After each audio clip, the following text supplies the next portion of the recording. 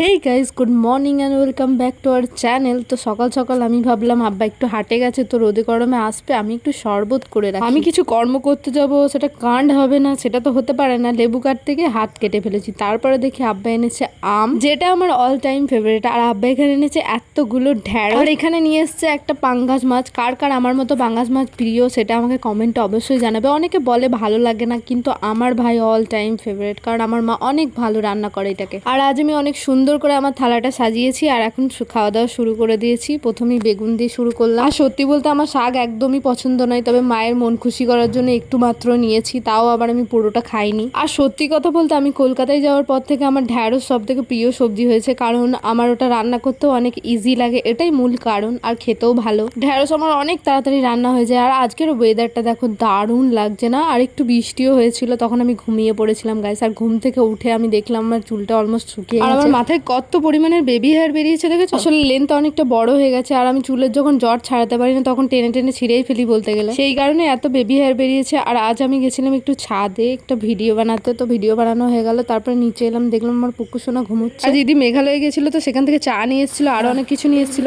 কি মির্চি বলে? ভুতজালিকা, ভুতজালিকা, মঞ্জুলিকা।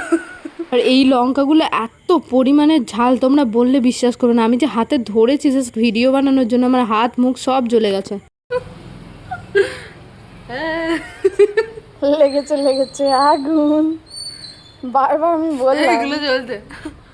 আসলে আমি লঙ্কা সেভাবে হাত দিইনি, জাস্ট একটা ভিডিও বানিয়েছিলাম, তারপর আমি মুখে ভুল করে হাত দিয়ে ফেলেছিলাম, না হাত ধুয়ে, তো আমার মুখ টুক সব জ্বলে একাকার হয়ে গেছে। আর আগের দিন বলছিলাম না যে আমাদের গ্রামে ধর্মরাজ পুজো শুরু হয়েছে, তার জন্যই আজকে বসেছে মেলা। আজই প্রথম দিন ছিল, কাল যেহেতু চলে যাব, তাই আমি আজকে একটু মেলাটা এক্সপ্লোর করতে এসেছিলাম গাই। তো মেলায় গিয়ে কি নেবো ভাবনা চিন্তা করতে করতে এই আংটিগুলো দেখতে পেলাম, যেগুলো আমার একটু ভালো লেগেছিল, তো আমি আর দিদি একটা করে নিয়ে নিয়েছি। আর দিদির এটা পছন্দ হয়েছিল, আর আমার এই কিউট কিউট পুতুলগুলো ভীষণ ভালো লেগেছিল। কিন্তু এগুলো এত পরিমাণে দাম বলছিল, বিশ্বাস করবে না, দুটোতে 400-500 বলছিল। যতই পছন্দ হোক না কেন, এত দাম দিয়ে আমি এই জিনিসটা নিতে পারবো না, কারণ আমার এতটাও সামর্থ্য এখনো হয়নি। কুকুরেরটা।